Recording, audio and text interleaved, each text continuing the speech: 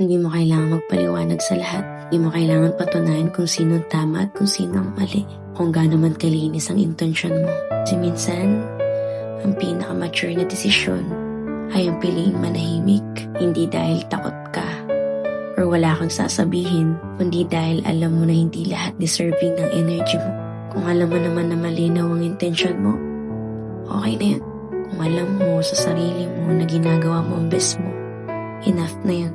May mga laban na hindi mo kailangan salihan para manalo ka. May mga opinyon na pwede mong bitawan para manatiling payapa ka. At may mga araw na ang tunay na panalo ay piliin ang sarili mo. Kaya kung kailangan mo marinig to ngayon, hindi ka mali dahil pinili mo mapagod sa pag-explain. Hindi ka mahina dahil pinili mo mag-move forward. At hindi ka nagkulang dahil hindi mo pinatulan. Patuloy mo pa rin galingan. Dahil sa lahat ng laban mo, sarili mo pa rin ang kakampi mo.